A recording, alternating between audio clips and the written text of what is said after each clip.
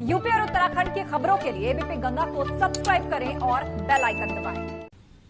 चौथी टर्म नीतीश कुमार जी बिहार के chief minister बनने जा रहे हैं। आज शपथ ग्रहण हो गया। बीजेपी के 2 डिप्टी चीफ मिनिस्टर और 5 और मिनिस्टर बने। बाकी जो विस्तार है वो बाद में किया जाएगा।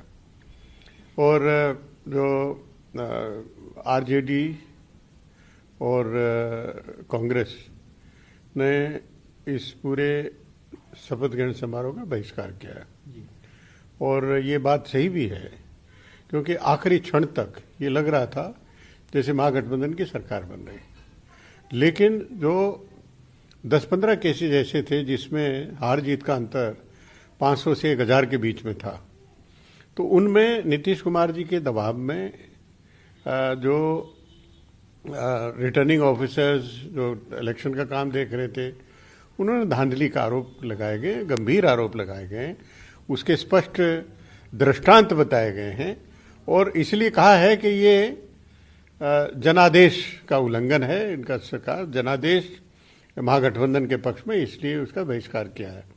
तो ये कहीं ना कहीं अब की बार सरकार जो बनी है इसमें अनेक संदेह के घेरे में है। और एक तो ऐसा नेता को मुख्यमंत्री बनाया गया है जिनके दल की संख्या तीसरे नंबर पे है, पहले नंबर पे नहीं है। और 2 डिप्टी चीफ मिनिस्टर ऐसे बनाए गए हैं जो कि नीतीश कुमार जी के पक्षधर नहीं है, उसके पक्ष में बात करने वाले नहीं है। और जो महागठबंधन को जो कायदे से सही अगर चुनाव हुए होते तो महागठबंधन की जीत होती और चीफ मिनिस्टर बनते। सर, जो गुपकार अलायंस हुआ है, जम्मू कश्मीर में पंचायत चुनाव भी होने हैं, अब बीजेपी और उनके नेता कांग्रेस पार्टी से ये जवाब मांग रहे हैं कि क्या कांग्रेस फिर से चाहती है कि 370 को वहां लागू किया जाए और जिस तरह से भ्रष्टाचार हो रहा था वो होता रहे। देखिए, ये किसी को अधिकार नहीं है किसी राजनीतिक दल को कि कहें कि आप जवाब दीजिए, आप जवाब दीजिए। ये कोई तरीका नहीं है।